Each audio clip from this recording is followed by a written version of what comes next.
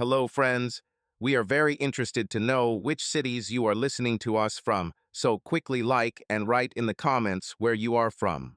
Also, share what shocking stories happened in your city or maybe even with you personally. Subscribe because the next story could be about your city or even your personal drama. Now let's dive into a new exciting story. Sophia sat at the table, her fingers nervously fiddling with the edge of her napkin.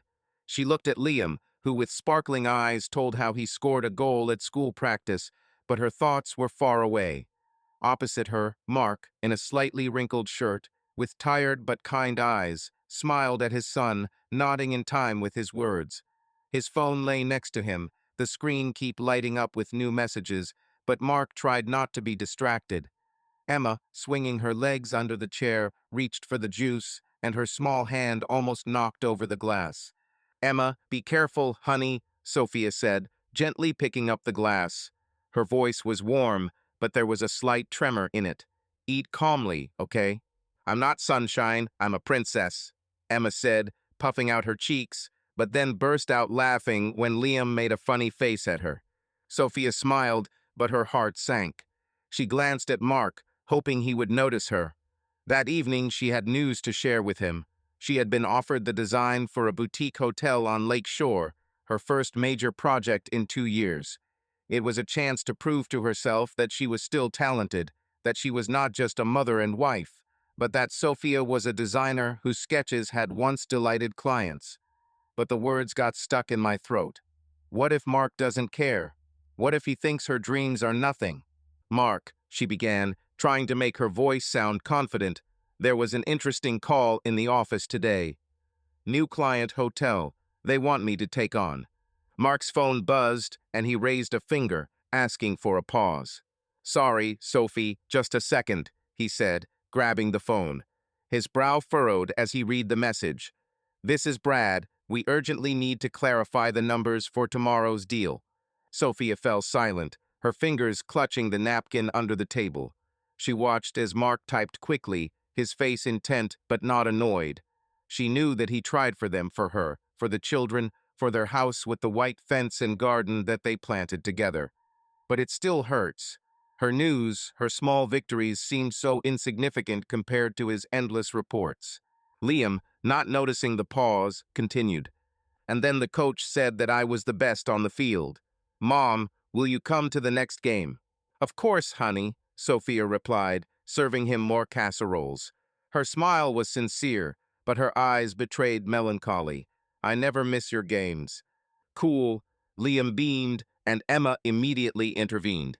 "And I'll draw you a poster, Liam, with hearts." Mark put the phone down and laughed, patting Emma on the head. "You are a real artist, princess," he said, and his voice was full of warmth. He looked at Sophia as if about to say something, but at that moment the doorbell rang. Emma squealed. "Aunt Kira." The door swung open and Kira burst into the kitchen, wearing a bright red coat, a bottle of wine in one hand, and a leather bag slung over her shoulder. Her dark hair flowed over her shoulders, and her smile was as dazzling as always. She moved with ease, as if the stage belonged to her alone. "Hello, my dear," Kira announced, placing the bottle on the table and winking at Liam. "What kind of boring dinner is this? Sophie, are you with the casserole again? When are you going to start cooking something? You know, with a little sparkle." Sophia rolled her eyes, but her lips twitched into a smile. Kira always knew how to burst in and turn everything upside down. Sometimes it was funny, but more often it was tiring.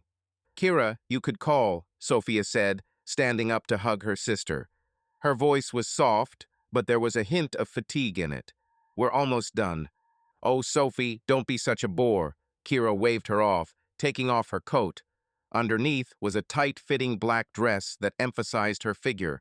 She sat down next to Emma, playfully tugging at her pigtail. "Emma, you're happy with your aunt, aren't you?" "Yes," Emma exclaimed, clapping her hands. "Did you bring candy?"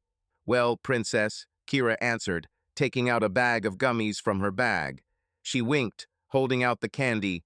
"Just don't tell your mom, okay?" Sophia shook her head, but remained silent. She noticed how Mark looked at Kira not with interest, but with slight wariness. He never complained about her visits, but Sophia knew that he didn't like her way of acting like she was the mistress of the house. Kira, Mark said, his voice was calm but firm, warn me next time, okay? We're having a family evening. Oh, Mark, how serious you are, Kira laughed, grabbing a glass from the cabinet and pouring the wine. Relax, I'm part of the family. Sophie, tell him not to grumble. Sophia opened her mouth to respond, but the words stuck. She wanted to support Mark, but was afraid that Kira would turn everything against her. Instead, she said, It's okay, Kira. It's just, we're tired today. Are you tired? Kira raised her eyebrows. Her tone was playful, but with a slight mockery. Sophie, you're still young. What are you tired of doing? Cook casseroles and wash Mark's socks? Sophia tensed. Kira always knew how to make a jab so that it looked like a joke, but her words hit the target. Sophia felt dull next to her sister, the one who was always the center of attention, always knew what she wanted. She looked at Mark, hoping he would intervene, but he was checking his phone again. Kira, that's enough, Sophia said quietly, but her voice was drowned in her sister's laughter. Okay, Kira raised her hands, but her eyes sparkled. Tell me better, Sophie, what's going on with work? Still hanging wallpaper for rich women. Sophia pursed her lips. She wanted to talk about the project, about her ideas, about how this order could restore her confidence. But under Kira's gaze, her words seemed stupid and insignificant. Not wallpaper, she said, trying to sound firmer. Today, I was offered to arrange a hotel. Big project. I wanted to discuss it with Mark. Hotel? Kira interrupted, her voice full of feigned admiration. Well, that's cool. Mark, did you hear? Your wife will become a design star, or are you too busy with your numbers? Mark put the phone down and looked at Sophia. His eyes softened, and he smiled that smile that once made Sophia's heart skip a beat. Sophie, this is really great, he said sincerely. Can you tell me more? Just a little overwhelmed at work right now. Tomorrow, I promise. Sophia nodded, but her heart sank. Tomorrow meant never. She knew that Mark loved her, that he worked until exhaustion for their family, but this did not drown out the emptiness inside. She wanted him to see her not only as a wife, but as a woman who still dreamed, who was afraid of losing herself. Liam tugged at her sleeve. Mom, can I have some more casseroles? He asked, his eyes shining. Of course, honey, Sophia replied, serving him a portion.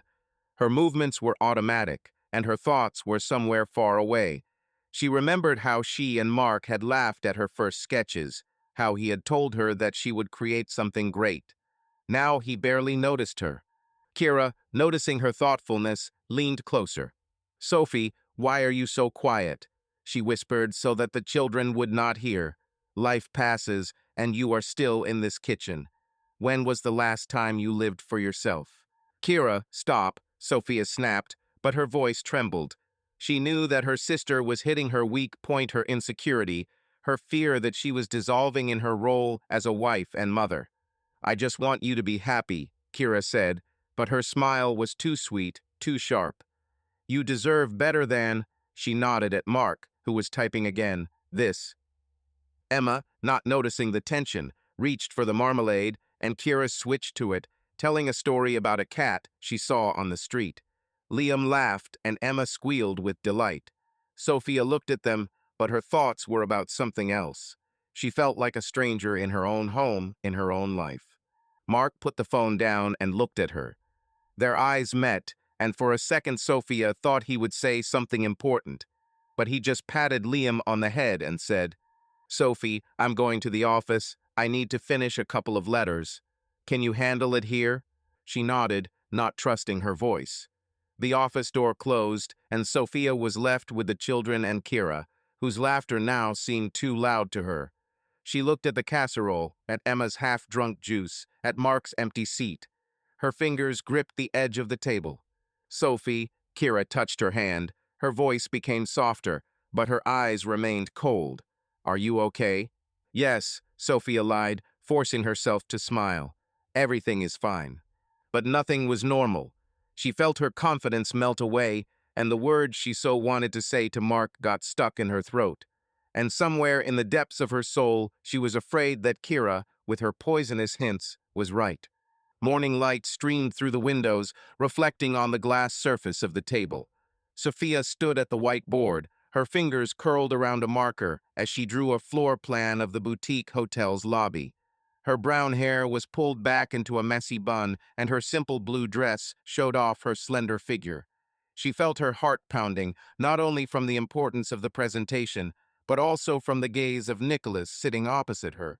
His dark eyes followed her every move, and the slight smile on his lips seemed both encouraging and too personal. "And here," said Sophia, drawing a circle around the sketch, "I suggested using a mosaic made from recycled glass. This will add texture and an eco-friendly touch that is so important to the client." Her voice trembled, but she tried to control herself. This was her first big project in 2 years, and she didn't want to fail. She glanced at Nicholas, waiting for a reaction. He leaned back in his chair with his arms crossed, his dark shirt slightly unbuttoned at the collar, giving him a relaxed yet confident appearance.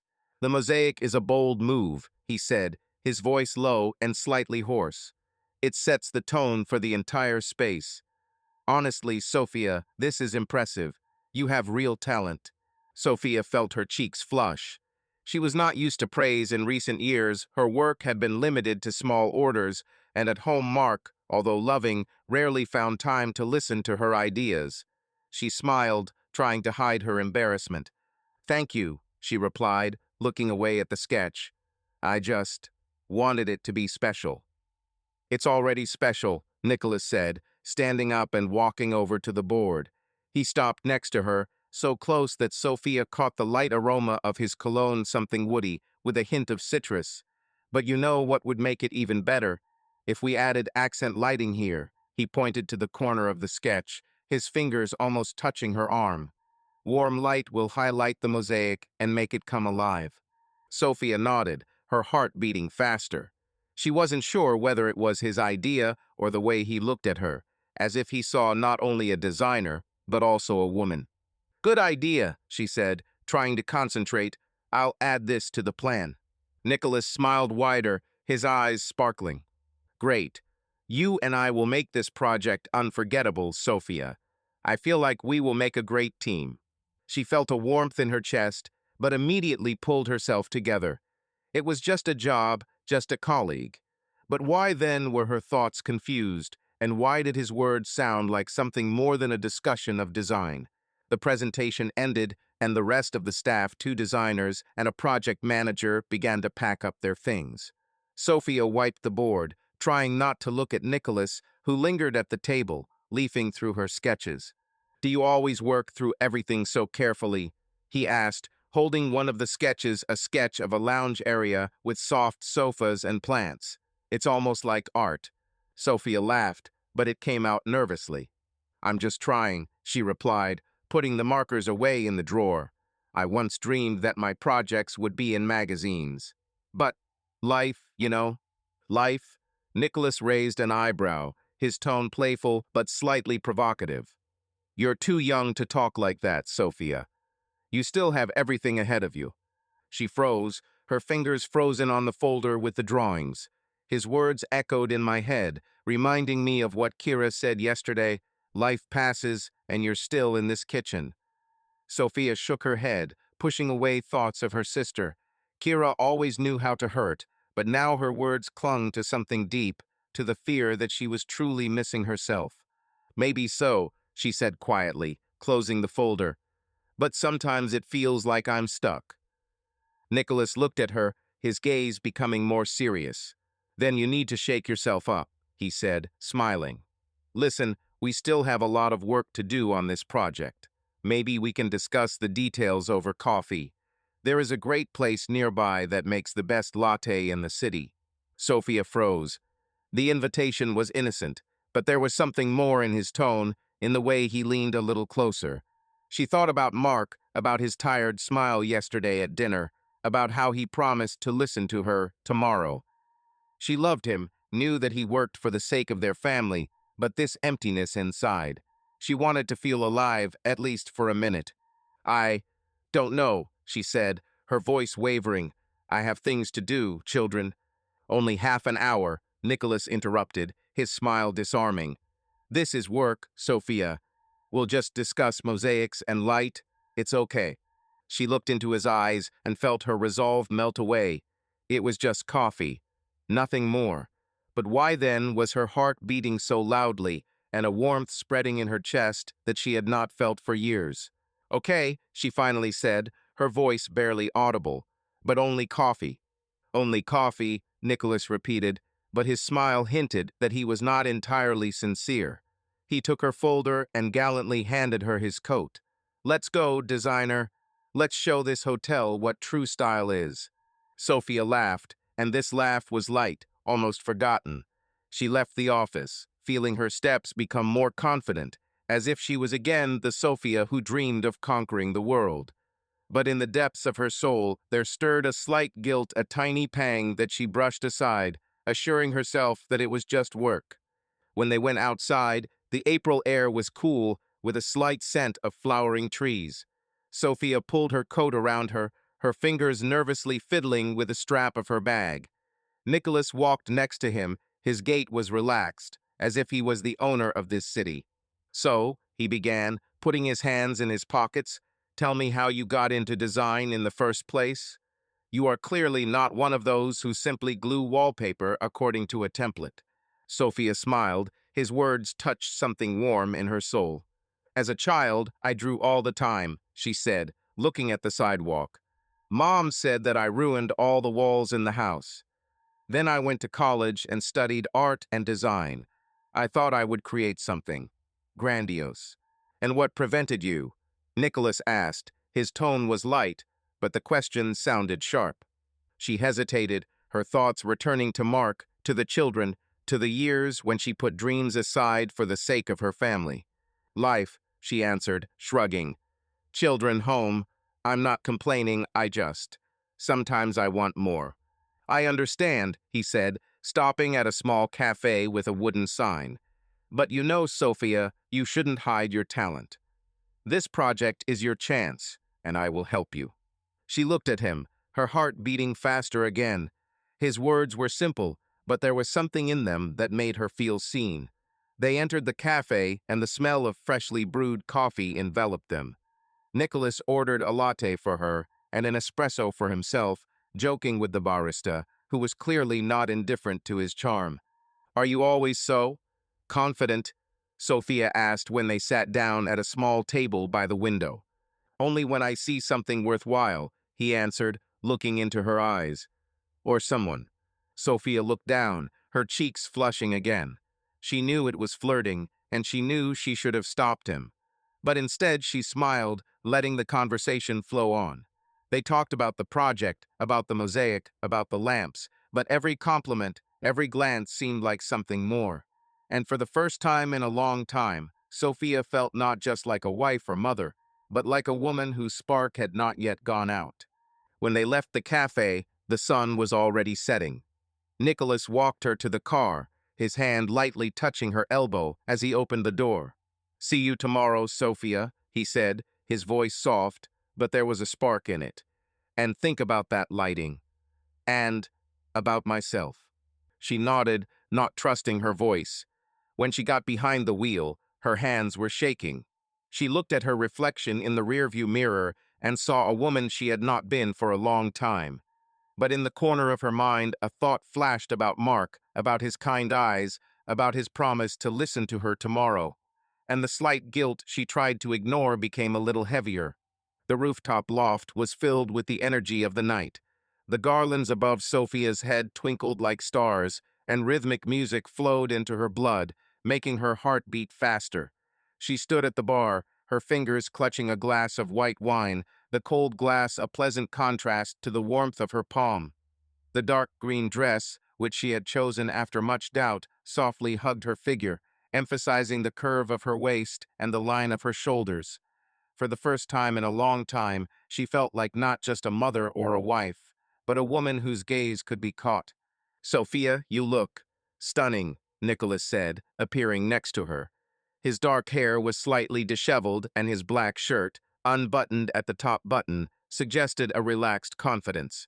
He held a glass of whiskey, his eyes slid over her, lingering a little longer than decency allowed.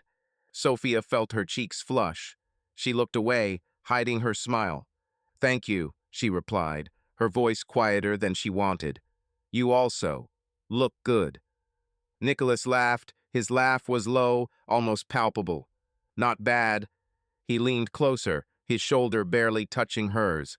"I tried, you know. For a night like this." She took a sip of wine, trying to calm her nerves. The party was organized in honor of a new client, the same boutique hotel that he and Nicholas had worked on. Colleagues laughed, danced, and someone was already singing karaoke in the corner. But for Sophia, everything around her narrowed down to the warmth of his breath, to the way his gaze made her feel alive. "Let's go dance," Nicholas said, putting his glass on the counter. His tone was light, but there was a spark of challenge in it. "You're not going to hide at the bar all evening, are you?" Sophia hesitated. She hadn't danced in years, not counting silly gyrations with Emma in the kitchen. Mark loved her, but their evenings had long turned into quiet dinners and conversations about bills. She thought about him, about his tired smile, about how he promised to listen to her ideas, but went back to work. And suddenly she wanted to forget about everything at least for one song. "Okay," she said, placing the glass next to his. "But I warn you, I don't dance like in the videos." "We'll fix that," Nicholas replied, his smile almost predatory. He took her hand, his fingers warm and confident, and led her to the dance floor. The music changed to something slow, with a deep bass that reverberated in my chest. Sophia felt her body relax to the rhythm, and Nicholas's hand slid to her waist, guiding her movements. They began to dance. Their steps were cautious, but became bolder every moment.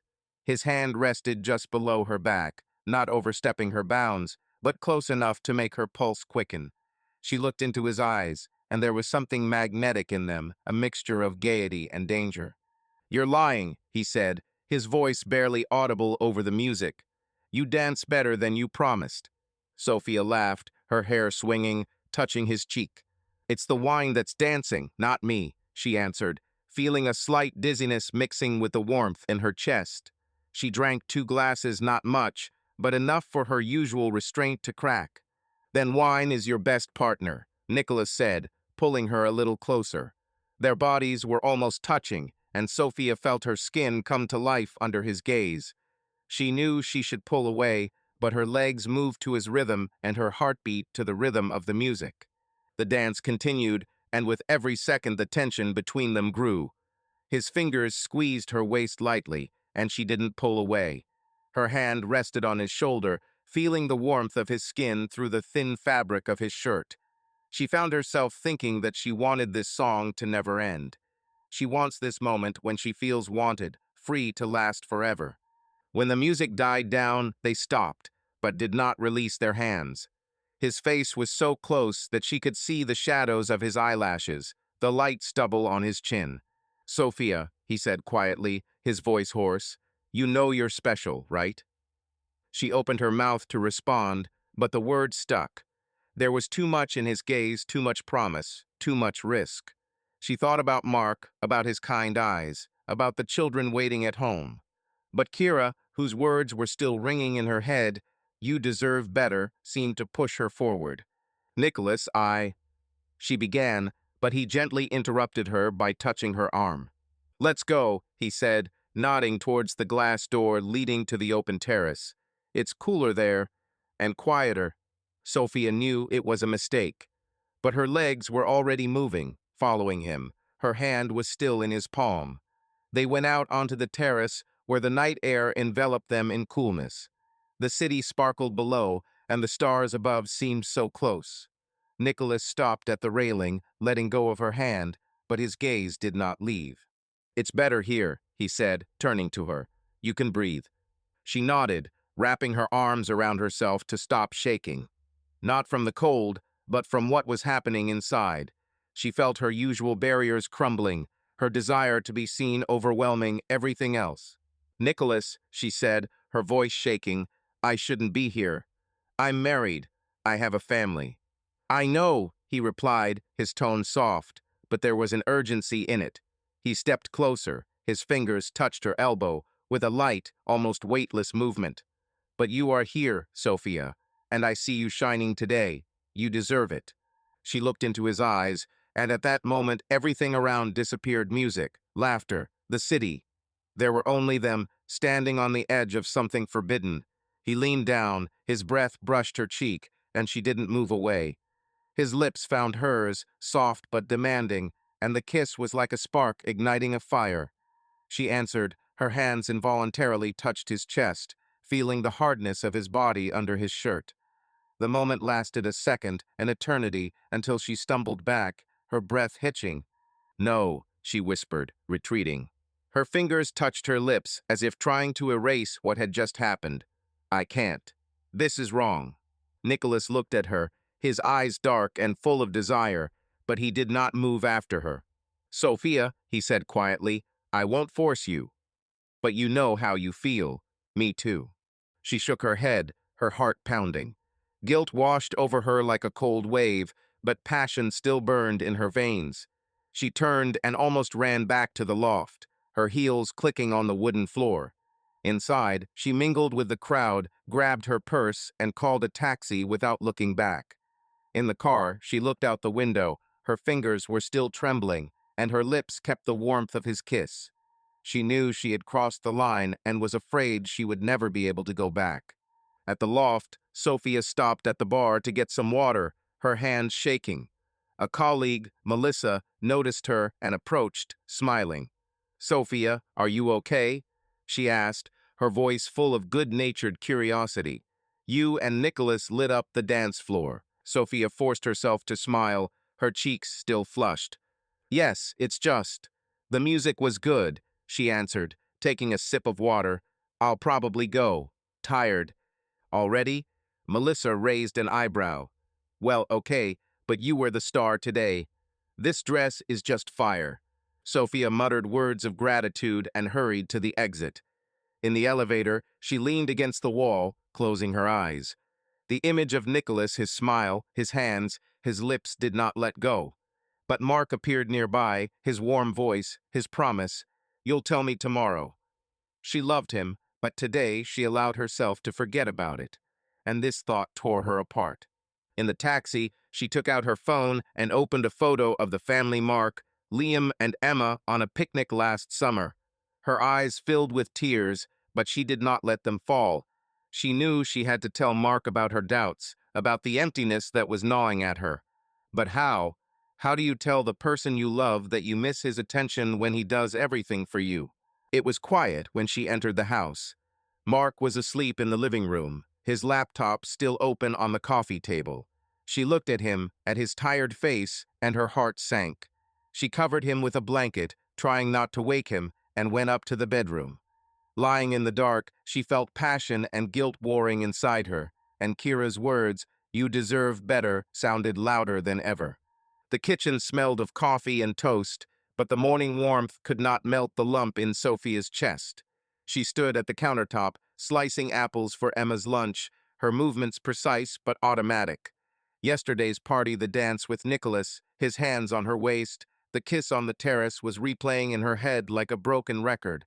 Her fingers trembled, the knife slipped slightly, and she exhaled quietly, putting it down. The clock showed 7:15 am. Liam and Emma were sitting at the table, and Mark was upstairs getting ready for work. "Mom, can I have some more juice?" Liam asked, not looking up from the comic he was reading while chewing his toast. "Of course, honey," Sophia replied, her voice soft but tense. She poured orange juice into his glass, forcing herself to smile. Her heart sank at his innocence, at the routine of this morning. How could she sit here, pretending to be a loving mother, when her lips still held the warmth of someone else's kiss? Emma hummed as she colored a drawing of a unicorn, her pencils rolling around on the table. "Mom, look, I made it pink," she exclaimed, picking up the sheet. "It's beautiful, honey," Sophia said, but her smile was strained. She turned to the sink to hide the trembling in her hands. Yesterday she crossed the line, and now this secret burned her from the inside. Mark came downstairs, his tie slightly untied, his hair still damp from the shower. He looked tired, but his eyes softened when he saw the children. "Morning, champions," he said, patting Liam on the head and kissing Emma on the forehead. He turned to Sophia. His gaze was warm, almost guilty. "Are you okay, Sophie? I returned late yesterday." Her stomach clenched. She muttered something about the party being too long, and Mark nodded, trusting her as always. "Yes, everything is fine," she lied, avoiding his eyes, and handed him a mug of coffee. "Just work." He took the mug, his fingers touched it, and this light touch was like a burn. "You're doing great with this hotel," he said sincerely, smiling that smile that once made her heart skip a beat. "I'm proud of you. Let's talk tonight, okay? I want to hear about your ideas." Sophia nodded, her throat tightening. "Okay," she whispered, but when he grabbed the briefcase and left, she felt her secret become heavier. She loved Mark, his reliability, his quiet care, but yesterday she allowed herself to forget about it. And worst of all, part of her was still shaking with excitement, remembering Nicholas. At the office, Sophia tried to drown herself in work. Her desk was littered with fabric samples and sketches for the hotel, but her thoughts were slipping away. Every time she closed her eyes, she saw Nicholas, his dark eyes, his hands sliding along her waist, his lips so close on the terrace. She shook her head, opening her laptop to finalize the lobby plan, but her phone vibrated. Message from Nicholas. "Thinking about yesterday. We need to talk." Her pulse quickened. She typed, "We shouldn't," but erased it. She told herself that she needed to ignore him, think about Mark, about the children. But the memory of how she came to life under his gaze, how she felt desired, did not let go. The office door opened and Nicholas walked in, his shirt rolled up to his elbows, his dark hair slightly disheveled. "Sophia," he said, closing the door, his voice low, with a slight hoarseness. "You're avoiding me. Is it because of yesterday?" She froze, her fingers gripping the edge of the table. "No," she lied, without looking at him. "It's just a lot of work. Project, you know." He stepped closer, his presence filling the room. "Work," he repeated, his tone mocking but gentle. "You can't hide forever, Sophia. I saw the way you looked at me yesterday. You felt the same as me." Her cheeks flushed. She stood up, retreating to the window, but he stepped behind her, his eyes dark, full of promise. "Nicholas," she said, her voice trembling, "I'm married. I have a family. It was a mistake." "Error." He raised an eyebrow, stopping a step away from her. His hand touched her wrist with a light but confident movement. "You didn't seem so confident when you kissed me." His words struck like lightning, and Sophia felt her resolve melt away. She thought about Mark, about his morning smile, about the children waiting at home. But Kira's voice, "You deserve better," rang in her head, pushing her to the edge. "I can't," she whispered, but her body betrayed her, not moving away from his touch. "You can," he said, his voice hoarse, almost pleading. "Let yourself feel it, Sophia, at least once." They agreed to meet after work at a bar 2 blocks from the office. Sophia told Mark that she would be late due to a meeting with a client, and he, as always, believed him, wishing her luck. The bar was dark, with muffled music and secluded tables. Nicholas was waiting for her, his fingers playing with a glass of whiskey, and his gaze was as magnetic as at the party. "You've come," he said, smiling as she sat down opposite him. "I was afraid that you would change your mind." "I still can," she answered, but her voice was weak. She ordered wine, her fingers trembling as she took the glass. They talked about the project, about the mosaic, about the lamps, but every glance, every accidental touch of his knee under the table was like sparks. He leaned closer, his hand sliding across the table, touching her fingers. "Sophia," he said quietly, "you know that I want you, and you want the same." Her breathing hitched. She knew she should have left, but instead she let him take her hand, leading her to the exit. They stopped in a dark alley next to his car, his hands finding her waist, pulling her closer. Their lips met, the kiss was hot, full of impatience. His fingers slid down her back, holding her close to him, and she responded, her arms wrapping around his neck, her body coming alive under his warmth. The moment was like fire, but the mind screamed that this was a mistake. She pulled away, her breathing heavy, her eyes full of confusion. "I can't," she whispered, retreating. "This is wrong." Nicholas looked at her, his chest heaving. "You know where to find me," he said, without moving after her. "When you're ready." Sophia almost ran to her car, her heels clicking on the asphalt. On the way home, she turned on the radio to drown out her thoughts, but nothing helped. She had crossed another line, and now her secret was heavier than ever. In the evening, the Reynolds house was quiet. The children were already asleep. Sophia walked into the living room, her coat still on her shoulders, when she saw Kira lounging on the couch with a glass of wine. The sister looked up, her lips curling into a familiar, devious smile. "Well, hello, little sister," Kira said, her voice sweet but sharp. "You look like you just got hit by a truck. Or—" She paused, her eyes sparkling, as if you had just been having fun with someone. Sophia tensed, her fingers tightening on the strap of her bag. "Work," she answered, trying to sound calm. "I was late with a client." Kira laughed. Her laugh was harsh. "Client?" she asked, standing up and coming closer. Her dress, as always, was too revealing, and her movements were too confident. "Sophie, you don't know how to lie. It's that guy, right? Nicholas. What did you have there?" Sophia felt the blood drain from her face. She turned away, taking off her coat, but Kira did not lag behind. "Come on, tell me," Kira said. Her tone was almost affectionate. "I'm on your side. What is it if you come to life a little? Mark is always busy." Sophia shook her head, her throat tightening. "Nothing happened," she lied, but her voice wavered. "I'm tired, Kira." "Tired?" Kira raised an eyebrow, her smile became wider. "Sophie, you look guilty." "This is so cute. Come on, lay it out." "I won't tell anyone." Sophia looked at her sister, her eyes filled with tears, but she clenched her fists. "Enough," she said, her voice firmer. "It's none of your business." Kira laughed, putting the glass on the table. "Oh, don't be angry," she said, but her eyes were cold. "I just want you to be happy. Mark, of course, is good, but he doesn't see you, Sophie, and you deserve to be noticed." These words were like a blow.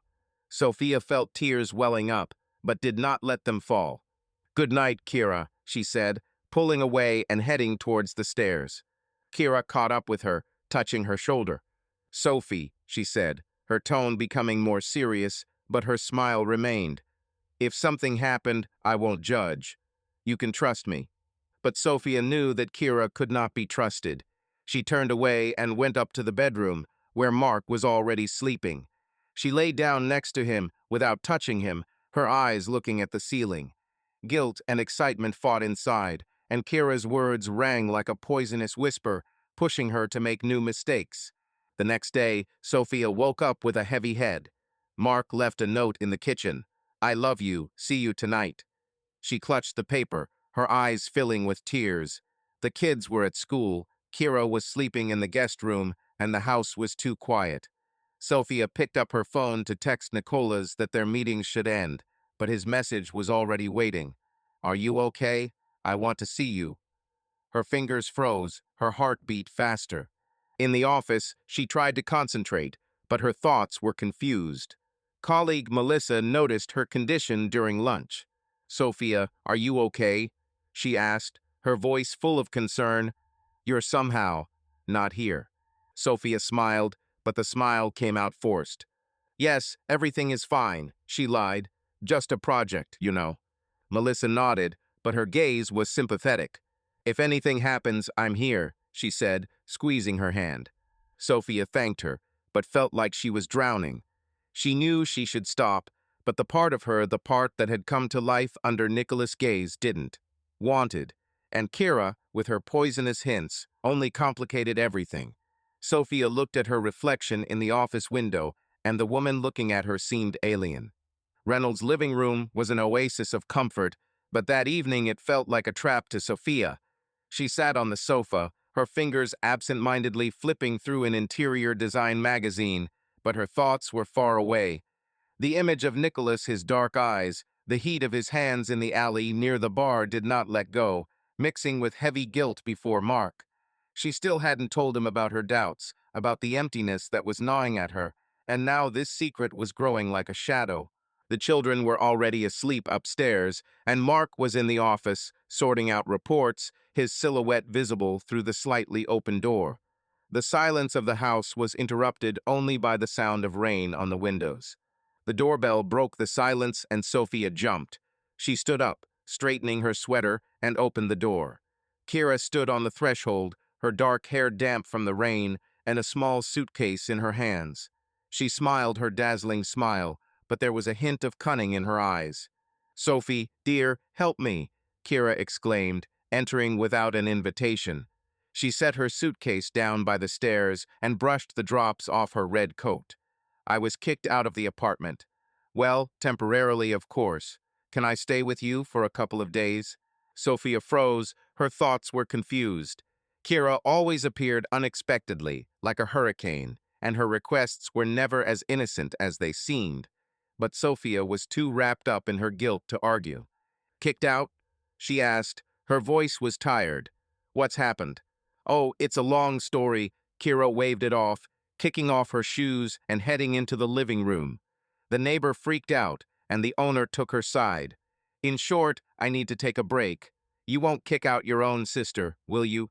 Sophia opened her mouth to protest, but the words stuck. Her mind was preoccupied with Nicholas, with Mark, with the feeling that she was losing control of her life. She simply nodded and muttered, "Okay, Kira, but only for a couple of days. It's already cramped here." "You are an angel." Kira hugged her, but the hug was too strong, almost possessive. She pulled away, her eyes darting around the living room. "Where is Mark? Is it working as usual?" "In the office," Sophia answered, returning to the sofa. Her fingers found the magazine again, but she didn't read. "He's busy." "As always," Kira chuckled, her tone playful, but with a slight mockery. She headed towards the kitchen, calling over her shoulder, "I'll make us some tea, or maybe wine." Sophia didn't answer. She looked at the closed office door, imagining Mark hunched over his laptop.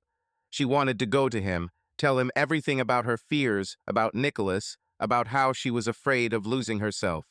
But how? He was so kind, so tired, and she betrayed him. Kira returned with 2 glasses of wine, handing one to Sophia. "Drink," she said, sitting down next to him. "You look like you need it."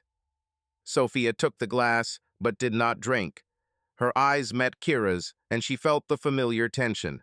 Kira always knew how to read it, but her concern was like a trap. "I'm fine," Sophia lied, her voice weak. "I'm just tired." "Tired?" Kira raised an eyebrow. Her smile was too sweet. "Sophie, you're not just tired. You look guilty. She did something, right?" Sophia tensed, her fingers clenching her glass. "Kira, stop," she said, trying to sound firm. "I didn't do anything." Kira laughed. Her laughter was sharp, like the sound of glass. "Oh, sis, you're such a bad liar," she said, leaning closer. "This is the guy from work, right, Nicholas? I saw how you glowed after that party. What do you have there?" Sophia felt the blood drain from her face. She turned away, but Kira did not lag behind. "Come on, tell me," she continued, her tone becoming almost affectionate. "I won't judge. You deserve a little fun. Mark is always in his numbers, and you're too good for that." These words were like poison. Sophia pursed her lips, her eyes filled with tears, but she did not let them fall. "That's enough, Kira," she said, her voice barely audible. "It's none of your business." Kira raised her hands, but her smile was insidious. Okay, she said, taking a sip of wine. "But I'm on your side, Sophie. Always." The office door opened and Mark stepped out, his shirt slightly rumpled and his eyes tired. He stopped when he saw Kira and his eyebrows furrowed slightly. "Kira," he said, his voice level but slightly wary. "What are you doing here?" "Mark, dear," Kira exclaimed, getting up from the sofa. Her movements were smooth, almost theatrical. "I was kicked out of the apartment, can you imagine? Sophie kindly agreed to host me for a couple of days. Mark looked at Sophia, his gaze questioning. This is true? He asked, his tone soft, but there was tension in it. Sophie, are you sure this is comfortable for us? Sophia hesitated, her thoughts confused. She wanted to say no, but Kira was already looking at her, her eyes as sharp as blades. It's okay, Sophia muttered, looking away. It won't be long. Mark nodded, but his lips pressed into a thin line. He turned to Kira. Okay, he said, but warn me next time, okay? Of course, Mark, Kira answered. Her voice was sweet, but her eyes sparkled.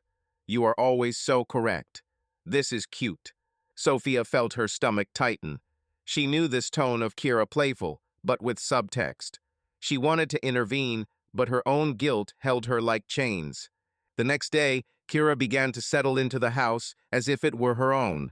She chatted with the children, helped Emma with her drawings, but Sophia saw how her sister was watching Mark. That evening, Kira announced that she would cook dinner and chose steak, Mark's favorite dish.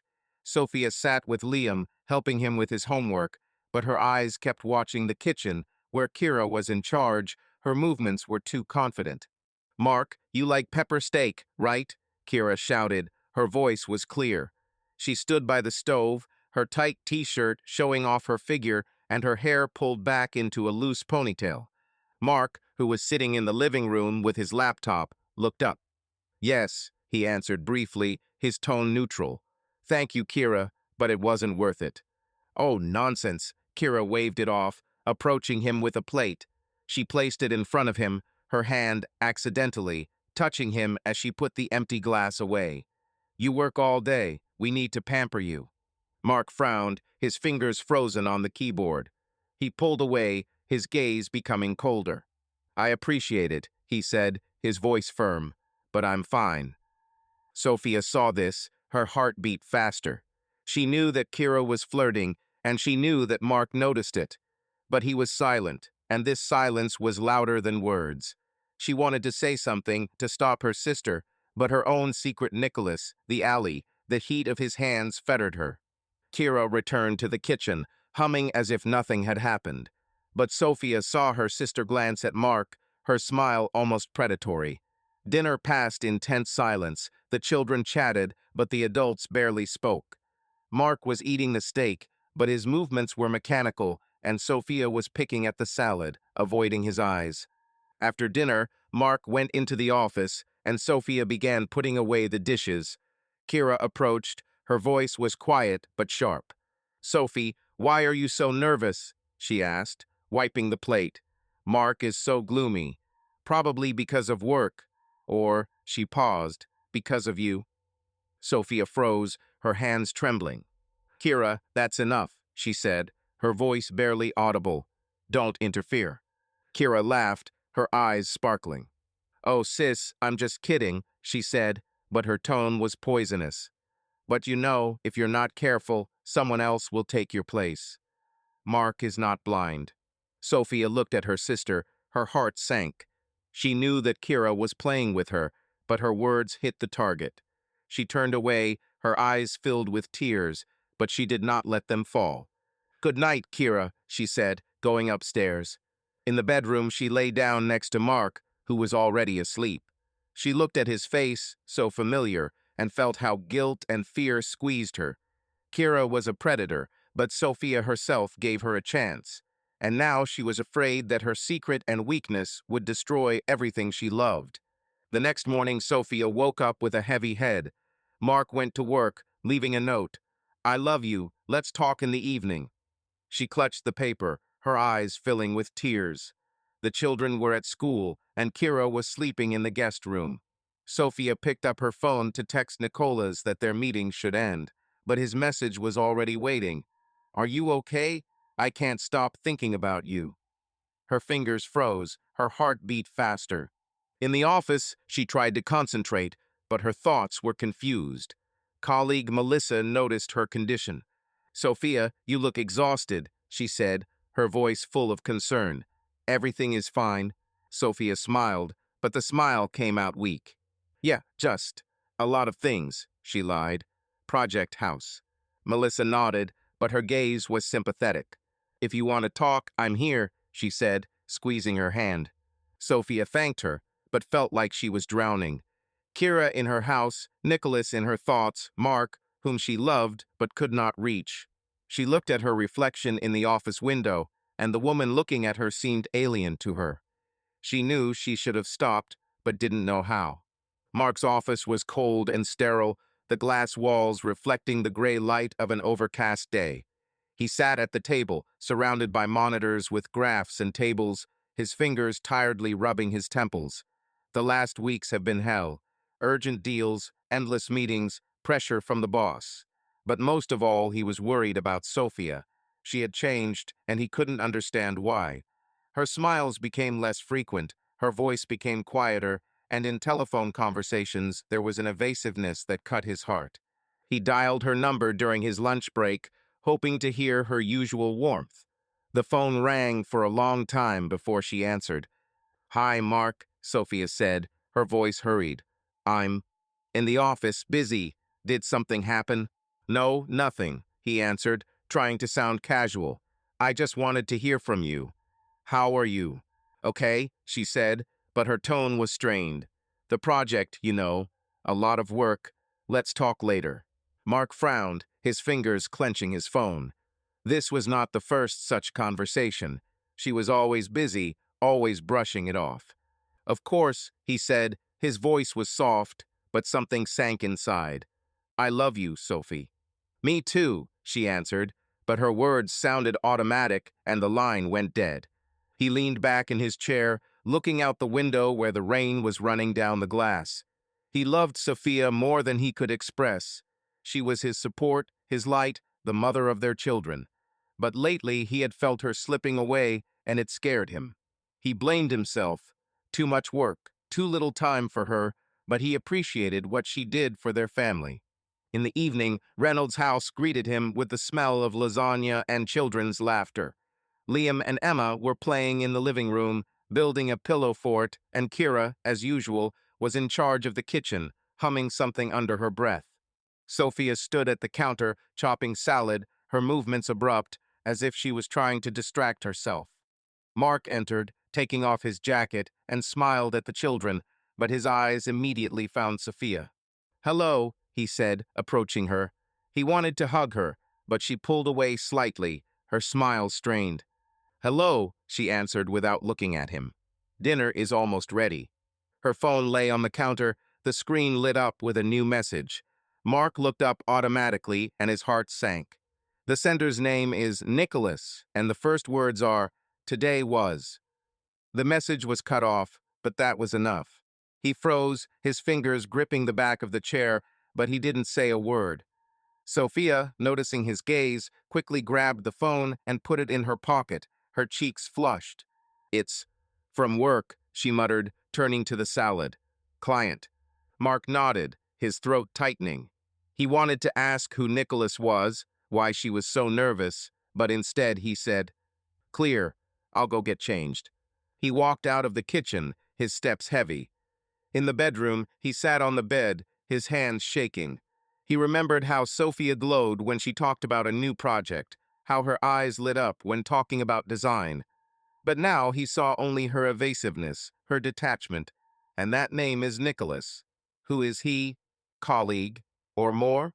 Mark was not a jealous person, but now his mind painted pictures that made it painful to breathe. He loved Sophia, but he felt that he was losing her. And worst of all, he didn't know how to get her back. He always thought that his work, his efforts were for her, for their family. But maybe she needed something else. Sophia felt his coldness, like ice on her skin. She saw how he looked at the phone, how his face tensed, and it scared her. She wanted to explain everything, talk about her fears, about how she lost herself, but the words wouldn't come. Instead, she sent a message to Nicholas when Mark went upstairs. "We need to meet. Tomorrow." Her fingers trembled, but she couldn't stop. Nicholas was a mistake, she knew it, but his attention, his words drowned out the emptiness that she could not fill at home. The next day, she met him in the office after work. They stayed in her office, discussing the sketches, but the conversation quickly became personal. "Sophia," Nicholas said, closing the door, his voice low. "You look tense." "What's happened?" She shook her head, her eyes avoiding his. "Nothing," she lied. It's complicated." He came closer, his hand touched her shoulder with a light but confident movement. "Difficult?" he asked. His smile was warm, but with subtext. "You don't have to keep everything to yourself. I'm here." His proximity was like a magnet. She knew she should have walked away, but instead she let him pull her closer. His hands slid around her waist, their lips met, and the kiss was deep, full of impatience. She responded, her fingers tangling in his hair, her body coming alive under his warmth. The scene ended as she pulled away, her breathing heavy, her eyes filled with confusion. "This is wrong," she whispered, retreating. "I can't." Nicholas looked at her, his chest heaving. "You can," he said quietly. He liked playing with her, and you know it. She walked away, her heels clicking down the hallway, but his words echoed in her head. At home, she avoided Mark. His glances became sharper. His silence became heavier. He began to notice her late returns, her nervous gestures, but did not say a word. He was watching, and it scared her, but she didn't know how to stop. Kira, still living in the house, watched them, her eyes shining with satisfaction. She was preparing dinner. Her flirting with Mark became bolder light touches, playful smiles, but he pulled away, his irritation grew. "Mark, you're so quiet today," Kira said at dinner, her voice sweet. "Is something wrong?" "It's okay," he answered briefly. His gaze slid to Sophia, who was picking at her food. "I'm just tired." Sophia felt his coldness. Her heart sank. She wanted to take his hand, tell him that she loved him, but fear and guilt held her back. Kira, noticing this, smiled. Her eyes were like those of a predator sensing prey. The next evening, Mark sat in the living room, Liam slept on his shoulder, and Emma drew on the floor. Sophia entered. Her face was pale, her hair disheveled. "You're late," Mark said. His voice was even, but his eyes were sharp. "Work again?"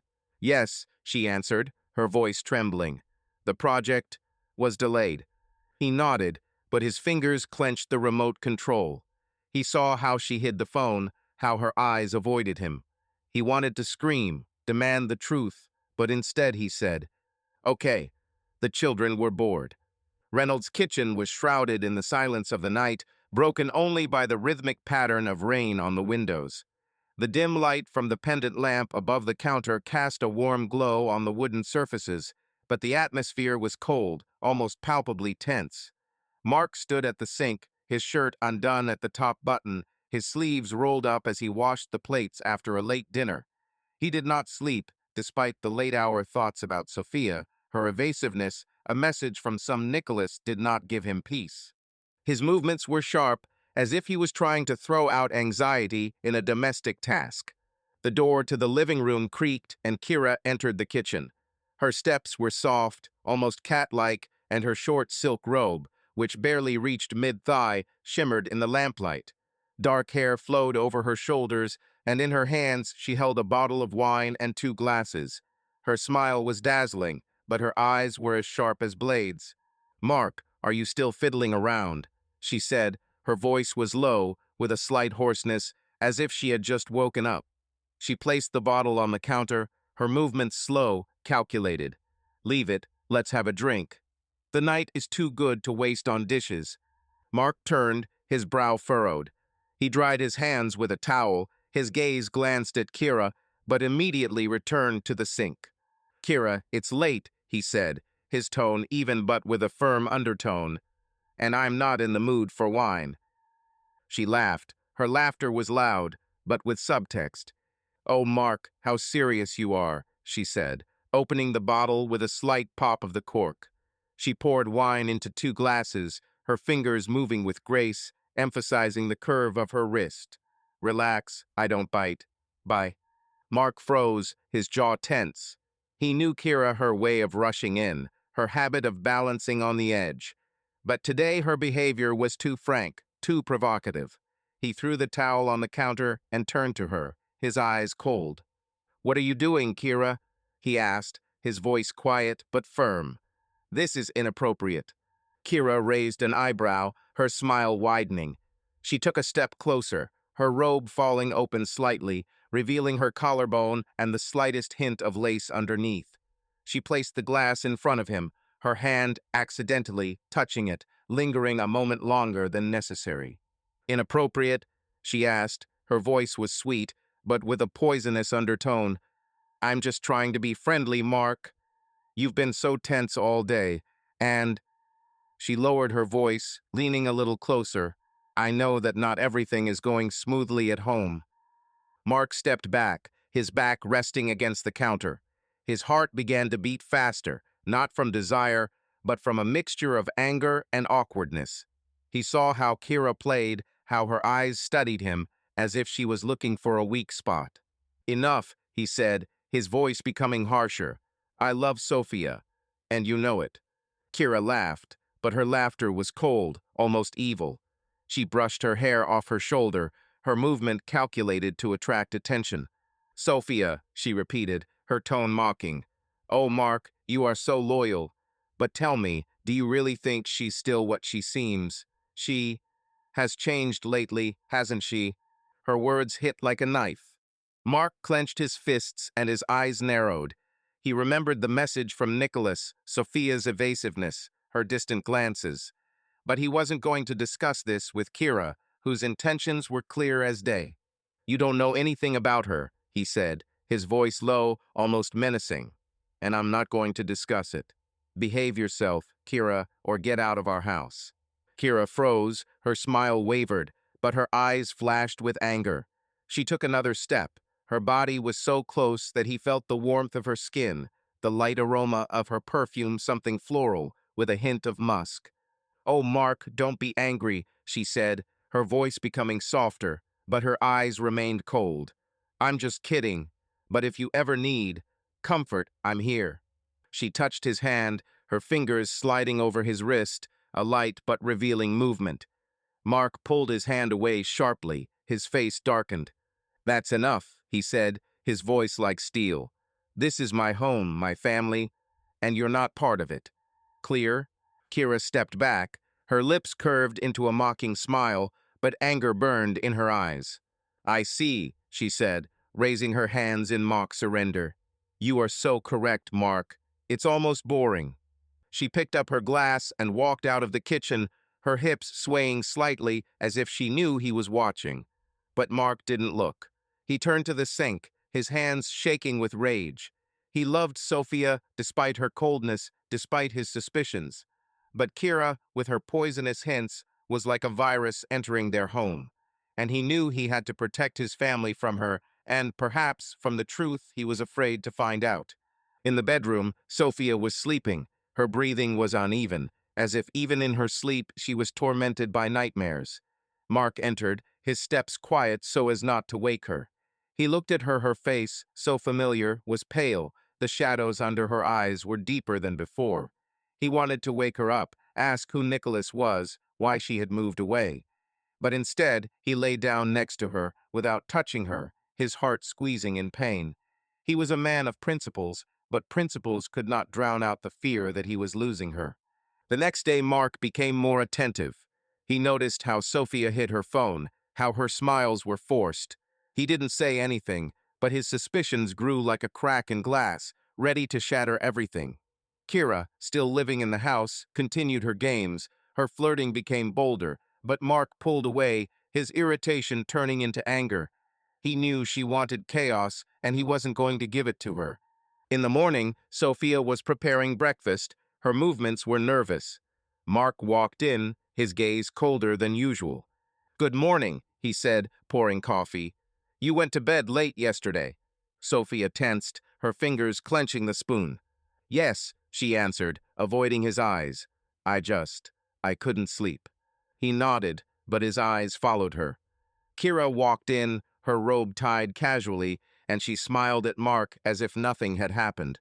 Mark, are you going to work today? She asked, her voice playful. Or will you stay to entertain us? Work, he answered briefly, his tone icy. And Kira, find a place for yourself. It's time. Kira laughed, but her eyes narrowed. Sophia looked at them, Her heart beat faster. She felt that something was wrong, but her own guilt prevented her from speaking. She went to the children, leaving Mark and Kira in the kitchen, and this silence was louder than any words. The light from the floor lamp cast long shadows on the walls, where family photos hung Mark and Sophia at their wedding, Liam with his first football medal, Emma with a stuffed bunny. Sophia sat on the sofa, her fingers nervously fiddling with the hem of her sweater, and her eyes avoiding Mark, who stood at the coffee table. His face was pale, his jaw clenched, and in his hand he held her phone, the screen of which was still glowing with a message from Nicholas. "I can't forget yesterday." When again, Mark looked at her, his chest heaving, as if he was trying to contain the storm inside. He noticed her evasiveness, her late returns, but until that moment he hoped that he was wrong. Now the truth lay before him like shards of broken glass. "Sophia," he said, his voice low but shaking with suppressed rage. "Who is Nicholas, and what does this message mean?" Sophia froze, her heart sank into the abyss. She looked up, her eyes filled with panic. "It's nothing," she lied, her voice weak. "Just a colleague. We work together." Mark stepped closer, his fists clenching. "Nothing?" he asked, his voice becoming louder. "Do you think I'm blind? You hide your phone, you come late, you lie to me. Sophia, tell the truth. What's happening?" Her lips trembled, tears came to her eyes. She wanted to deny everything, but his look full of pain, anger, and love broke her. She knew she couldn't lie any longer. She began, her voice breaking. She stood up, her arms wrapped around herself as if protecting her from his words. "I was wrong, Mark. I was with him, but it's not what you think." "Not what I think." Mark almost screamed, his voice echoing off the walls. He threw the phone on the couch, his hands shaking. "You cheated on me, Sophia. How could you? After everything we've been through?" Sophia stepped back, her tears flowing. She wanted to explain, to tell how her uncertainty and loneliness pushed her to Nicholas, but the words were confusing. Instead, she blurted out, "And you? Did you notice me at all? You're always working, Mark. I felt invisible. I tried to talk, but you're always busy." Her words hit him like a slap in the face. He froze, his eyes widened, full of pain. "Don't you dare blame me," he shouted, his voice trembling. "I work for us, for the children. You should have talked to me. I would have tried to come up with something." Their screams filled the house, breaking the silence. Sophia was crying, her hands were covering her face, but she continued. "I didn't want to. I hate myself for this.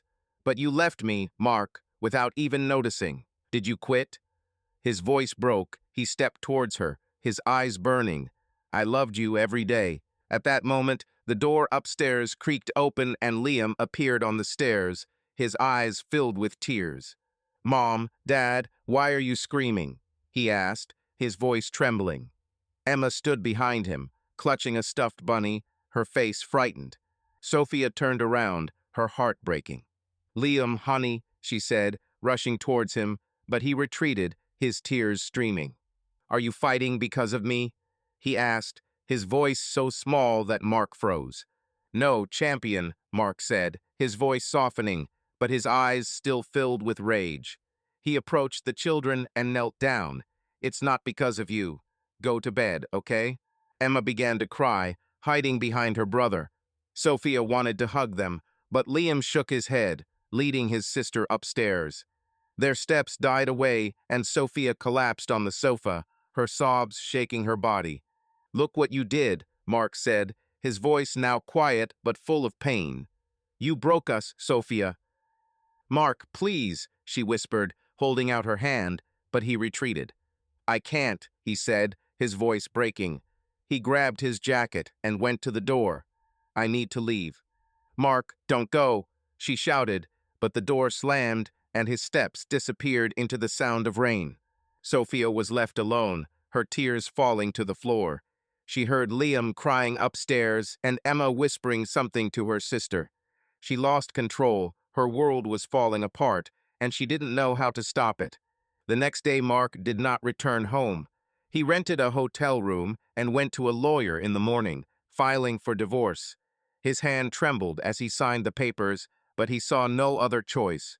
He loved Sophia, but her betrayal was like a knife in his heart. He couldn't live with it, couldn't look at her knowing that she was with someone else. Sophia spent the day in a fog. She tried to calm the children down, but Liam was silent and Emma was hiding in her room. Kira, still living in the house, watched her with a sly smile. "Sophie, what happened?" she asked, her voice feignedly caring. "Did you and Mark quarrel?" Sophia looked at her sister, her eyes were full of tears. "Go away, Kira," she said, her voice weak but firm. "It's none of your business." Kira laughed, but her eyes narrowed.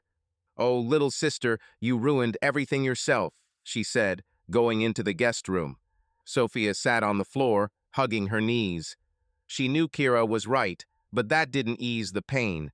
She betrayed Mark, the children, herself. And now her family was falling apart, and she couldn't fix anything.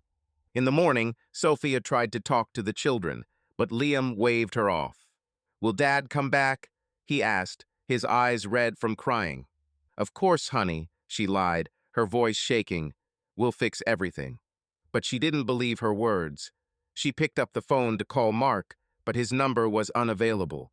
She wrote to him, "Sorry, please, let's talk," but there was no answer. She avoided Nicholas in the office, but his message came around lunchtime. "Are you okay?" "What happened?" She didn't answer, but his words only increased her confusion. Melissa, her colleague, noticed her condition. "Sophia, you look terrible," she said, her voice full of concern. "Is there something at home?" Sophia shook her head, her eyes filling with tears. "It's complicated," she muttered, "but I can handle it." Melissa squeezed her hand, but Sophia knew that she could not cope. She had lost everything, and her despair was like a bottomless abyss. The rain pattered on the windows, drowning out the sounds of the TV, where a cartoon was playing, which Liam and Emma watched without interest. The living room, usually cozy, now seemed alien to Sophia. The pillows were knocked down, blocks and dolls were scattered on the floor, and the coffee table was littered with dirty mugs and half-eaten toast. Sophia stood by the sofa, her hair was pulled back into a messy ponytail, and her eyes were red from tears and lack of sleep. She tried to pull herself together to calm the children, but her own despair was like a fog that hampered her movements. Liam sat on the carpet, clutching a soccer ball, a frown on his face. Emma held the stuffed bunny close to her, her small fingers playing with its ears. They hadn't asked about Mark since last night, when his screams with Sophia had woken them, but their silence was louder than any words. Sophia knelt in front of them, her voice trembling. "Dear ones," she began, trying to smile, "everything will be fine. Dad, he just left for a while. We'll fix everything." Liam looked at her, his eyes filled with disbelief. "You're lying," he said quietly, his voice almost adult. "You screamed. Dad left because of you." Her heart sank as if struck. She extended her hand, but Liam pulled away, his ball rolling on the floor. Emma cried, hiding her face in the rabbit. "Liam, no," Sophia whispered, her tears flowing. "This is wrong.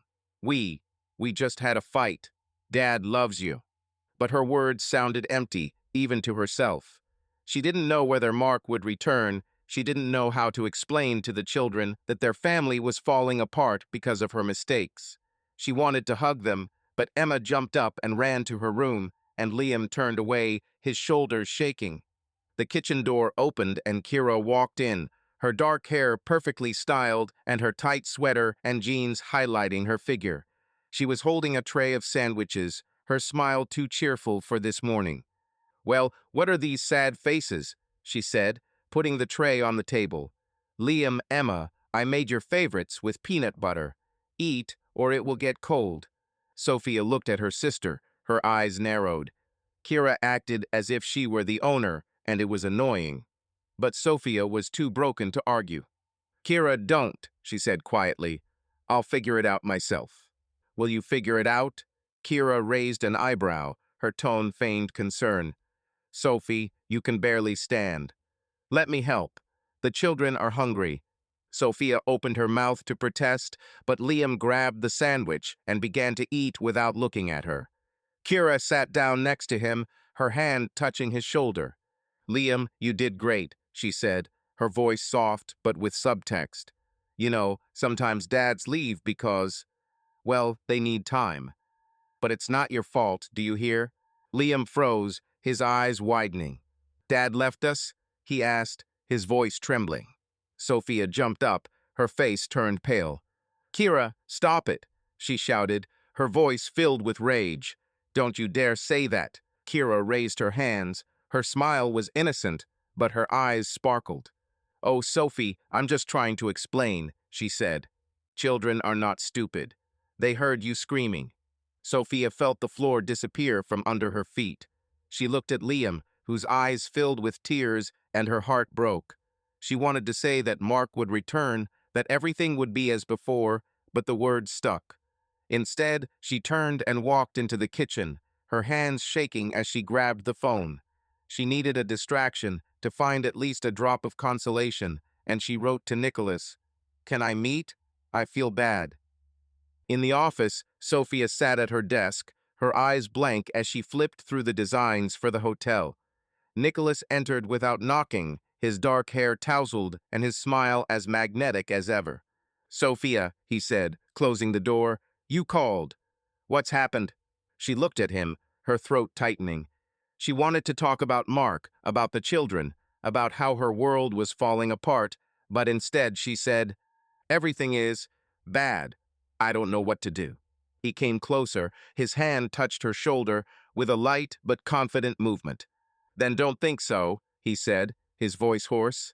"Just be here with me."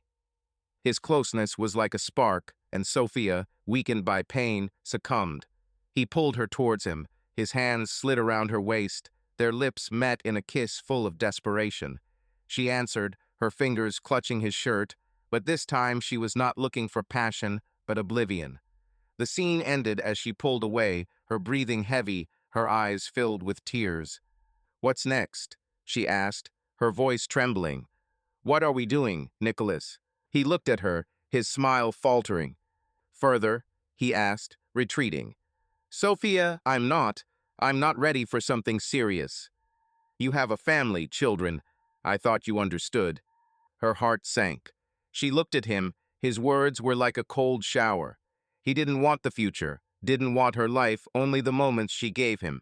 She nodded, her tears flowing. "I understand," she whispered as she left. Her heels clicked along the corridor, but inside there was silence, the silence of loneliness. At home, Kira continued to be in charge. Her influence on the children grew.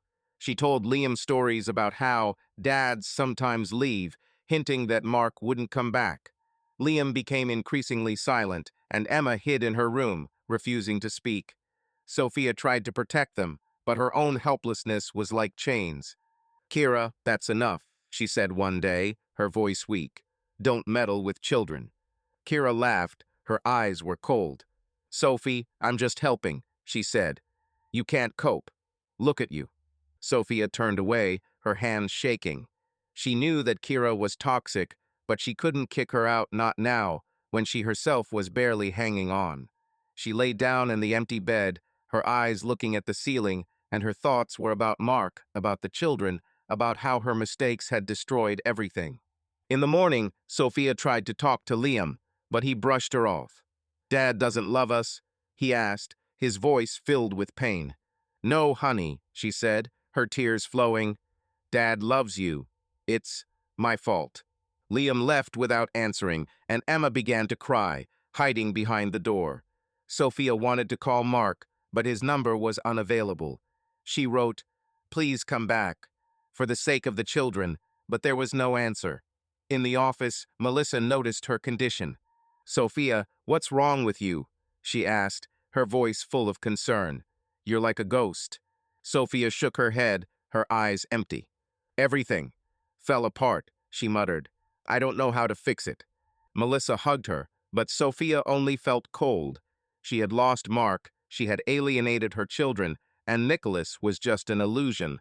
Kira, like a shadow, was waiting for her mistake, and Sophia knew that the chaos was just beginning.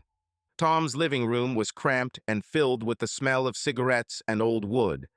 Mark sat on the sofa. His shirt was wrinkled, and his eyes were red from insomnia and whiskey. The glass in his hand was half empty, the amber liquid trembling slightly, reflecting the light of the lamp. There was a photograph on the coffee table of him, Sophia, Liam, and Emma laughing at a picnic last summer. Sophia then braided Emma's hair while Liam kicked a ball around with Mark. It was a time when their family seemed indestructible. Now this photo was like a knife stuck in the heart. Mark raised the glass to his lips, but did not drink. His gaze was drawn to Sophia in the photo, her smile, her brown hair shining in the sun. He loved her despite everything. But her words, the confession of treason, the accusations of indifference still rang in my ears. He threw the phone on the table after her last message. "Please come back. For the sake of the children." He didn't answer. I couldn't. The betrayal was too deep, and he didn't know how to live with the pain. A knock on the door brought him out of his daze. He frowned as he put the glass down. Tom was on the night shift, and Mark wasn't expecting visitors. He opened the door and froze when he saw Helen, Sophia's mother. Her graying hair was neatly styled, and her dark coat was wet from the rain. Her face, usually calm, was tense, but her eyes were full of sympathy. "Mark," she said softly, her voice warm despite her fatigue. "Can I come in?" He nodded, stepping back. "Of course, Helen," he said, his voice hoarse. "What are you doing here?" Helen came in, taking off her coat. She looked at the photograph, at the glass of whiskey, and her lips pursed. She sat down on the chair opposite the sofa, her hands folded in her lap. "I came to talk," she said, her gaze direct but not judging. "About Sophia, about children, about you." Mark sank onto the sofa, his shoulders slumping. He knew that Helen loved him like a son, but her presence now was like salt in the wound. "Helen," he said, his voice quiet but firm, "I can't go back. She betrayed me. I filed for divorce." Helen sighed, her eyes filled with sadness. "I know what she did," she said, her voice level, "and I don't make excuses for her. But Mark, have you seen Liam and Emma? They are crying, they are scared. They don't understand why their dad left." Mark clenched his fists and his eyes closed. He saw their faces, Liam asking why they were fighting, Emma hiding behind her stuffed bunny. "I didn't leave them," he said, his voice breaking. "I left her. I can't live with this, Helen. I can't look at her knowing that she was with someone else." Helen leaned closer, her hand touching his knee, a soft but firm movement. "Mark, you love her," she said, her voice full of conviction. "I see it. And she loves you despite her mistakes. You built a family, a home, a life. Don't ruin it for pride." He shook his head, his eyes filled with tears, but he blinked them away. "This is not pride," he said, his voice full of pain. "This is betrayal. I gave her everything, Helen. I worked until exhaustion so that we could have this house, so that the children would not need anything. And she chose someone else." Helen looked at the photo, her lips trembled. "Sophia has lost herself," she said quietly. "She was always a dreamer, but motherhood, marriage, it weighed her down.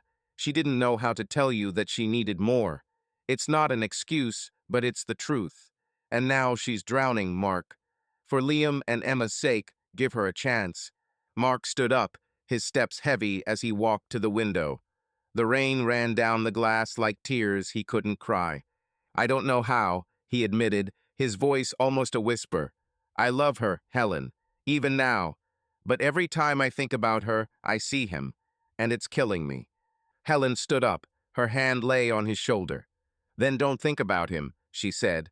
"Think about the children, about how Liam waits for you at football games, about how Emma draws pictures for you. They need both of you." Mark turned, his eyes full of longing. "What if I can't forgive?" he asked, his voice breaking. "What then?" Helen looked at him, her gaze firm but kind. "Then you will find a way to live with it," she said, "for their sake. But don't make decisions in anger, Mark. Give yourself time." He nodded, but his heart was heavy. He walked Helen to the door, her words echoing in his head. When she left, he returned to the couch, picked up the photo, and ran his finger over Sophia's face. He loved her, but the pain was stronger. He couldn't go back, not now, when the betrayal still burned inside him. The next day, Mark called the lawyer to confirm the divorce filing. His hand trembled, but he saw no other way. He wrote to Sophia, "I will talk to the children, but I will not return home. We need time." He didn't mention the divorce, he didn't want to hurt her further, but his decision was firm. He was like a shadow in the office. His colleagues noticed his aloofness, but did not question him. He looked at the phone where the videos of Liam and Emma were stored, and sadness squeezed his heart. He knew that Helen was right, the children were suffering, but he could not move past his pain. In the morning, Tom entered the living room, seeing Mark with the same photo. "Dude, are you okay?" he asked, his voice filled with concern. "You weren't sleeping." Mark shook his head, his eyes empty. "I can't," he said. "I think about her all the time, about them." Tom sat down next to him, opening his beer. "Look, I'm no expert," he said, "but you love her. Maybe we should talk, not for her, for the children." Mark looked at his friend, his lips pursed. "I tried," he said, "but I can't, Tom." Tom nodded without insisting. Mark stood up, his gaze falling on the photograph. He knew he had to see the children, but the thought of meeting Sophia was unbearable. He went to the bathroom, splashing cold water on his face, but the emptiness did not recede. The Bean and Bagel Cafe in downtown Chicago was an oasis of warmth on a cold April day. The aroma of freshly brewed coffee and cinnamon filled the air, and the soft light of pendant lamps reflected in the windows, behind which the wind blew pieces of clouds. Sophia sat at a table by the window, her fingers nervously fiddling with a paper napkin, and her eyes were red from the tears she was holding back. Sitting opposite her was Melissa, her colleague and friend, whose face was full of sympathy. Sophia agreed to the meeting, hoping to take her mind off the chaos at home. But now she regretted coming. Her thoughts were occupied with Mark, the children, and the guilt that would not let go. Melissa took a sip of her latte, her gaze wary but determined. "Sophia," she began, her voice soft but firm, "I don't want to pry into my own business, but I saw something, and I think you should know." Sophia froze, her heart beating faster. She looked at Melissa, her fingers clenching the napkin. "What did you see?" she asked, her voice hoarse with worry. Melissa sighed, her eyes filled with sympathy. "The day before yesterday I stopped by to see you. I wanted to give samples of fabrics for the hotel," she said. "You weren't there, but Kira opened the door. And I saw her with Mark in the kitchen. She was standing too close, Sophia." She touched his hand, laughed as if, "Well, you understand." Mark looked irritated and pulled away, but Kira, she was clearly trying to hook him. Sophia felt the blood drain from her face. Her mind was filled with images. Kira in a short robe, her playful smiles, her accidental touches of Mark. She remembered how he frowned, how his voice became colder in her presence. But the thought that Kira, her sister, was trying to seduce her husband was like a lightning strike. "Are you sure?" Sophia whispered, her voice trembling. "Maybe you misunderstood." Melissa shook her head, her gaze serious. "I know what I saw," she said. "And I know Kira. She was always slippery. Sophia, I don't want to upset you, but be careful. She's not on your side." Sophia nodded, her eyes filled with tears, but she blinked them away. Anger began to grow in her chest, displacing guilt and loneliness. Kira didn't just manipulate, she crossed the line. Sophia stood up, her hands shaking as she grabbed her coat. "Thank you, Melissa," she said, her voice firmer than she expected. "I need to go." Melissa squeezed her hand. "If anything happens, I'm here," she said. "You are not alone." But Sophia felt lonely when she went outside. The cold wind whipped her face, but she didn't notice. Her thoughts were about Kira, about her deceitful smiles, about how she poisoned her life. She got into the car, her fingers wrapped around the steering wheel, and she drove home, ready to fight. Reynolds' living room greeted her with silence. The children were at school, and Kira was sitting on the sofa, leafing through a magazine, her legs thrown over the armrest. She looked up, her smile as dazzling as always, but now Sophia saw poison in it. "Oh, Sophie, you're early." Kira said, her voice sweet. Did something happen? You look worried. Sophia threw her bag on the floor, her eyes burning.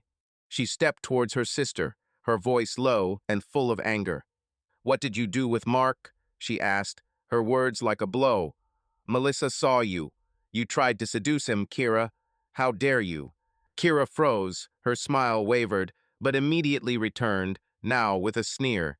She stood up, her movements smooth, almost predatory. Seduce? She asked, her voice full of feigned surprise.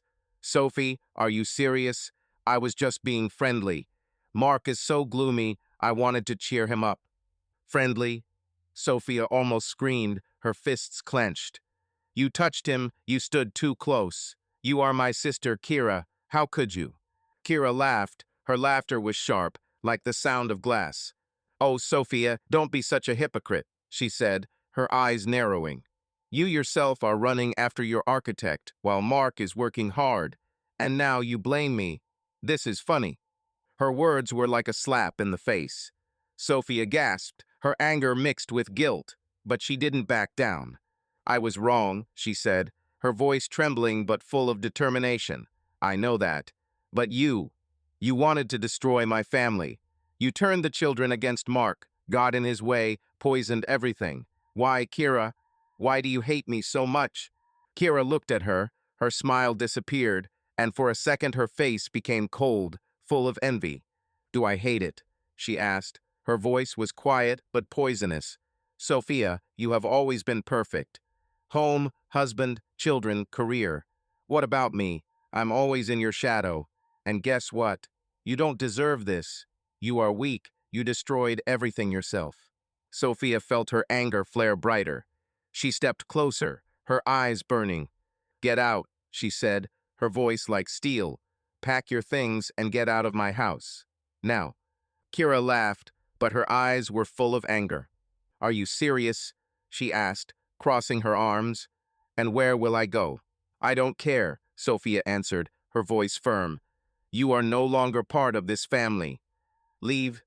Kira looked at her, her lips pursed, but she did not argue. She walked towards the stairs, her steps were sharp, and half an hour later she came out, slamming the door, suitcase in hand.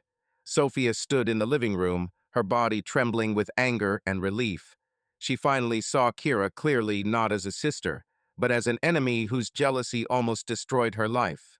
She sat down on the sofa, her hands still shaking. She knew that Kira's exile was only the beginning. Her marriage was destroyed, her children suffered, and Nicholas turned out to be a dummy. But at that moment, she felt a spark of determination. She was wrong, but she wasn't about to give up.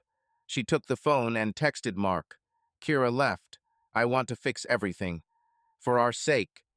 She didn't know if he would answer, but for the first time in weeks, she felt like she had taken a step forward. The next day, Sophia tried to talk to Liam, who was still withdrawn. Will Dad come back? He asked, his voice filled with pain. I will do everything to get him back, she said, her voice firm. I promise, honey. Emma hugged her. Her small arms were warm, and Sophia felt hopeful. In the office, Melissa noticed her changes. Sophia, you look stronger, she said, smiling. Has anything changed? Sophia nodded, her eyes full of determination. I'm starting to see clearly, she said. Thank you. She avoided Nicholas. His messages went unanswered. She knew she had to focus on the children, on Mark, on herself. Kira was the first step, but there was a long way ahead. Sophia's office was her sanctuary, but today it felt like a cage. The glass walls let in the cold light of the sunset, coloring her sketches in gray tones. She sat at the table, her fingers nervously fiddling with her pencil, and her eyes were full of determination, mixed with anxiety. Kira's exile yesterday had given her a burst of strength, but now she knew she had to close another chapter. Nicholas. His messages, his glances, his touches were like a poison that she allowed herself to drink, but could no longer. She wrote to him in the morning, We need to talk. Today, in the office. The answer was short, okay, after 6. The clock showed 6:15 and Sophia waited, her heart pounding. She remembered how Nicholas came into her life, his smile, his praise, his warmth that filled the void left by her insecurities. But now she saw clearly. He was an illusion, an escape from her problems, not a solution. She thought about Mark, about his kind eyes, about the children, whose tears tore her heart apart. She was wrong, but she had no intention of drowning any further. The door opened, and Nicholas entered. His dark hair was disheveled, his shirt was slightly unbuttoned, and his smile was still the same, magnetic, but now Sophia saw selfishness in it. He closed the door, his gaze slid over her, lingering on her face. "Sophia," he said, his voice low, with a slight hoarseness. "You look tense. What's happened?" She stood up, her hands clenched into fists to stop shaking. Her eyes met his, and she felt her determination grow. "We need to talk, Nicholas," she said, her voice firm despite the inner turmoil. "About us, about what it means. I can't do this anymore." He raised an eyebrow, his smile becoming more cautious. He came closer, stopping at the table, his hand touching the edge of her sketch, as if he was looking for something to grab onto. "About us?" he asked. His tone was light, but with subtext. "Sophia, I thought we were just enjoying the moment. Isn't that what you wanted?" Her stomach clenched, his words like a cold shower.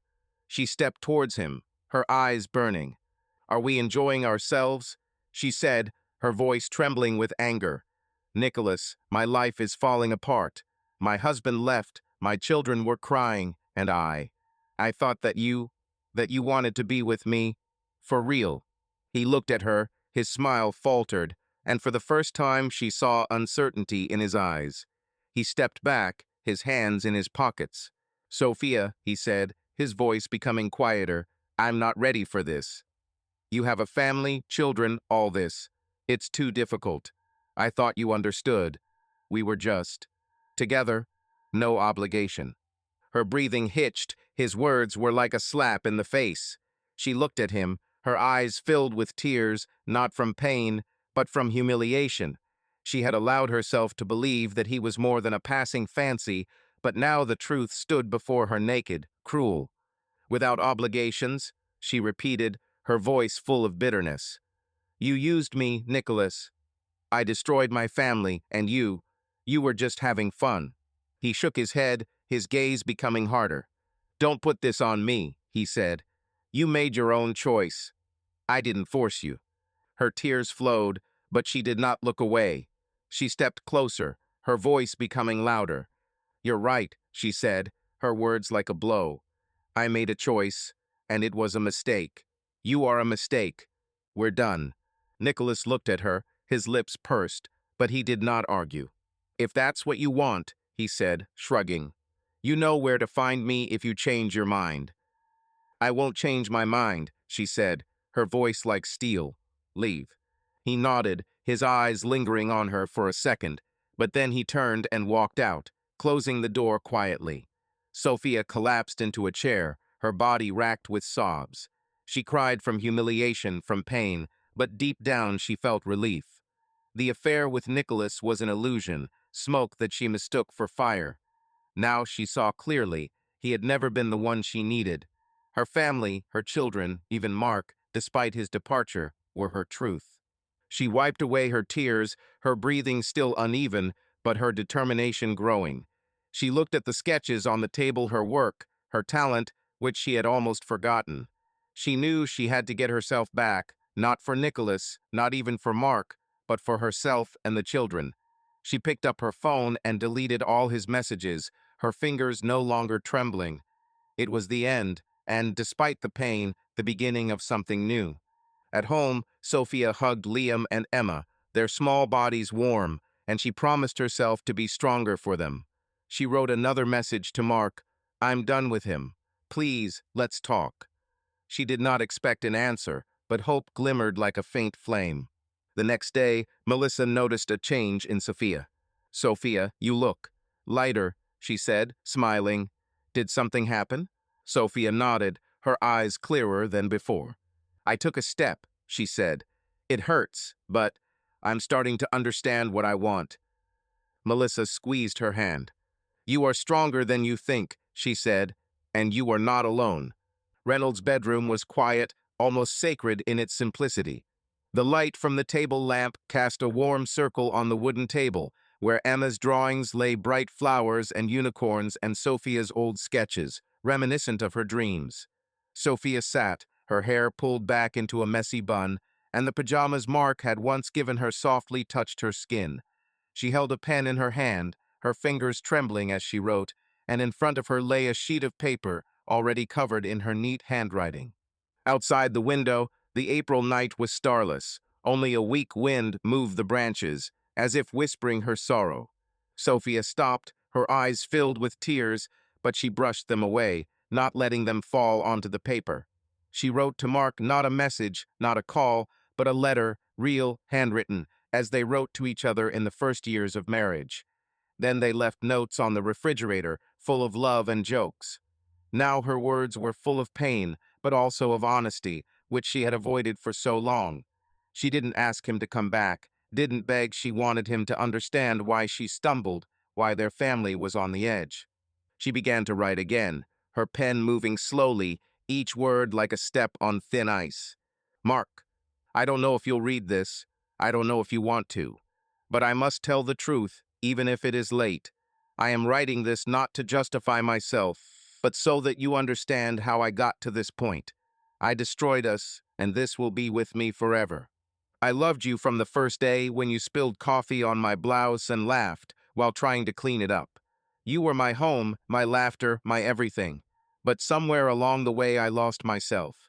Children, home, work, I lost myself in it, and it began to seem to me that you did not see me. I tried to speak, but I didn't know how. You were so busy, so tired, and I was afraid to become another problem for you. Kira. She saw my weakness. She poured poison, saying that I deserved more, that I should live for myself. I hate myself for listening to her. She was jealous of our life, Mark, and I let her ruin it. I kicked her out, but it was too late. Nicholas was a mistake. I thought he saw me, but he just took, without giving anything. I'm done with him, but it won't fix what I did. I betrayed you, I betrayed Liam and Emma, I betrayed everything we built. I don't ask for forgiveness because I don't deserve it. I just want you to know, it wasn't about you, but about my emptiness that I couldn't fill. Liam asks if you'll be back. Emma hides her drawings because she's afraid you won't see them. I don't know how to answer them, but I'm trying to be better for them. If you ever want to talk, I'm here. Not for my sake, for their sake, and for the sake of who we were. I love you, Mark. I always will. Sophia. She put down her pen, her hands trembling, and tears finally flowed, falling onto the table. She did not reread the letter, afraid that she would change her mind. She folded the paper, put it in an envelope, and wrote Tom's address, where she learned from Melissa that Mark was staying. She didn't expect an answer, didn't expect a miracle. But writing this letter was like a cleansing, like the first step towards accepting my mistakes and becoming stronger. Sophia stood up, her steps quiet as she walked out of the bedroom. She looked into Liam and Emma's room, their small bodies sleeping peacefully, and her heart sank. She knew that she had to be a support for them, even if Mark did not return. She returned to the bedroom, turned off the lamp, and lay down, her eyes looking into the darkness. A fragile hope glimmered in her chest, but grief was still nearby, like a shadow. The next morning, Sophia took the letter to the post office, her fingers trembling as she dropped the envelope into the box. She didn't know if Mark would read it, but she felt like she had done something right. At home, she hugged the children. Their questions about Dad were still cutting, but she answered softly, promising that they would cope. In the office, Melissa noticed her calmness. "Sophia, you look different," she said, her smile warm. "Has anything changed?" Sophia nodded, her eyes clearer. "I'm trying to be honest," she said. "With myself, with the children. It's hard, but necessary." Melissa squeezed her hand. "You're doing the right thing," she said, "and you are stronger than you think." Sophia smiled, her heart still aching, but she felt like she was starting to grow up, accepting her mistakes and learning to fix them. That evening, Sophia sat with Liam, helping him with his homework. "Mom, will Dad read your letter?" he asked, his voice quiet. "I don't know, honey," she answered, her voice soft. But I had to tell him the truth. For all of us. Emma crawled up. Her drawing a family under the sun was in her hands. "This is for Dad," she said, her eyes sparkling. "Will he see?" Sophia hugged her. Her tears were close, but she smiled. "He'll see, honey," she said. "We'll send it to him." She knew the road ahead was long, but writing was her first step. She didn't expect forgiveness, but she hoped that Mark would at least understand. The park was almost empty, except for a few children swinging on the carousel, their laughter heard above the sound of the wind. Sophia sat on a wooden bench. Her coat was buttoned up to her chin, and her hands nervously fiddled with the strap of her bag. She looked at the playground where Liam and Emma were playing under the supervision of a nanny, their small figures in bright jackets, the only splash of color in the gray day. Sophia was waiting for Mark, her heart pounding with fear and hope. She sent the letter a week ago, not expecting a response, but yesterday he wrote, "We need to talk about children. Park, Saturday, noon." His words were dry, but she clung to them like a lifeline. Mark appeared around a bend in the path. His figure in a dark coat seemed alien. His face was pale, his eyes tired, with dark circles that Sophia had not noticed before. He sat down at the other end of the bench, leaving space between them, his hands in his pockets. "Hi," he said, his voice smooth but cold. "How are the children?" Sophia swallowed, her throat tightening. She wanted to rush to him, hug him, beg, but his detachment kept her in place. "They are holding on," she answered, her voice trembling. "Liam is silent. Emma cries at night. They ask about you." Mark nodded, his gaze drifting to the court where Liam was kicking a ball and Emma was building a sandcastle. His lips pursed, but he didn't answer. Sophia felt her hope fade, but she pulled herself together. "Mark," she said, her voice becoming firmer, "I know you received my letter. I, I wanted you to understand. I'm not asking for forgiveness, but I want us to talk. For their sake." He turned to her, his eyes dark and full of pain. "I read it," he said, his voice low, almost a whisper.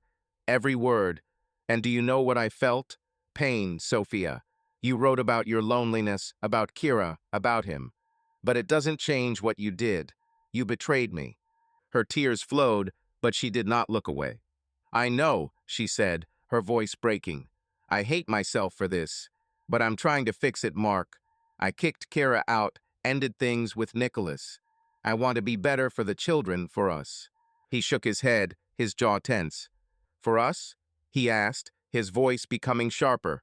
"Sophia, do you think I can just forget? Every time I close my eyes, I see you with him. I can't stand it." She extended her hand, her fingers trembling, but he pulled away, his movement like a knife. "Mark, please," she said, her tears streaming down her cheeks. "We can try. Therapy, talking. For Liam and Emma. They shouldn't suffer because of me." He looked at her, and for a second his eyes softened, full of the love that once connected them. But then they became cold again. "I can't forgive," he said, his voice firm but full of pain. "Not now, maybe never. But I won't leave my children. We will agree on joint custody. I will be with them, but not with you." Her heart broke, but she nodded, her tears falling into her lap. She knew he still loved her. It was in his eyes, in his pain, but the wound was too deep. "Okay," she whispered, her voice barely audible. "But if you want to try, I'll be waiting." He stood up, his hands still in his pockets. "I have to go," he said, his voice empty. "Call the children. I want to see them." Sophia nodded, her eyes following him as he walked towards the landing. Liam and Emma rushed towards him, their cries of joy cutting into her heart. She remained on the bench, her body racked with sobs. She struggled, but every step was like running on broken glass. Mark was right, she had destroyed them, but she wasn't about to give up. A hint of possibility, a tiny glimmer in his eyes, gave her the strength to move on. Mark hugged the children. His smile was sincere, but his eyes remained empty. He played with them, listened to their stories, but his thoughts were about Sophia, about her letter, about her tears. He loved her, but could not get over the pain. He walked away, leaving her on the bench, his steps as heavy as his heart. Sophia returned home, her face wet with tears, but she held on for the sake of the children. She called the therapist and scheduled a session, deciding that she would start with herself. She knew Mark might not come back, but she would fight for Liam, for Emma, for herself. That evening, Sophia sat with Liam and Emma, reading them a story. Liam interrupted her. "Dad said he would visit us," he said, his voice quiet. "But he won't come back, right?" Sophia squeezed his hand. Her eyes were full of tears, but she smiled. "He loves you," she said. "Me too. We'll find a way, honey." Emma pressed herself close to her, her voice a whisper. "You won't leave, Mom?" "Never," Sophia replied, hugging them. Her determination grew despite the pain. The assembly hall was buzzing with the whispers of parents and the rustle of programs. The stage was decorated with paper stars and flowers, and a children's choir, dressed in white shirts and blue ties, sang a cheerful song about spring. Emma stood in the front row, her pigtails bouncing and her eyes sparkling as she waved to her parents. Sophia sat in the fifth row, her dark blue dress softly hugging her figure and her hair styled into neat ringlets. She was taking care of herself for the first time in months. Mark sat nearby, within breathing distance. His dark jacket was slightly wrinkled, and his gaze was riveted on Emma, but Sophia felt his tension. Their hands lay on the common armrest, and when her fingers accidentally touched it, she shuddered as if from a spark. Mark didn't pull away, but his hand tensed slightly, and Sophia didn't know whether it was an accident or a hint. She looked at him furtively. His profile was so familiar, light stubble, tired eyes, but now there was a shadow of the pain that she herself had inflicted.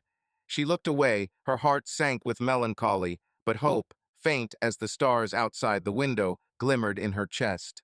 The concert began, and the voices of children filled the hall. Sophia looked at Emma, whose smile was like a ray of light, and felt her eyes fill with tears. The last months have been hell.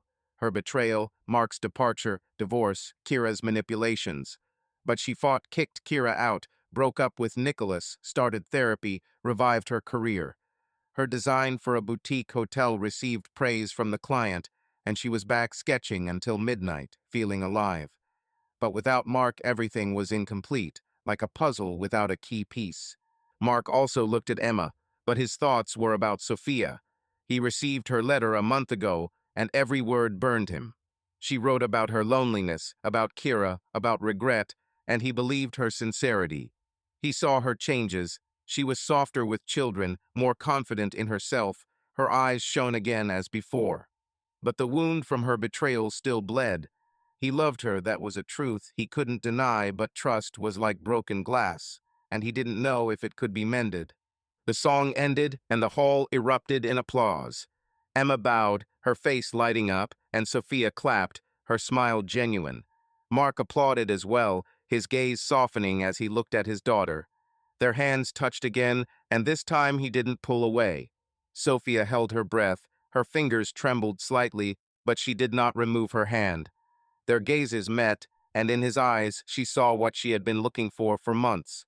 Love mixed with pain, longing that he tried to hide. "She's great," Mark said, his voice quiet but warm. "Looks like you." Sophia smiled, her tears were close. "And you," she answered, her voice trembling. "She's stubborn, like you." He grinned, and the sound was like an echo of their past life. But then his face became serious again, and he looked away. "Sophia," he said, his voice becoming quieter, "I see that you are trying. Therapy, work, I see it. But I'm not ready." Her heart sank, but she nodded, her eyes filling with tears. "I know," she whispered.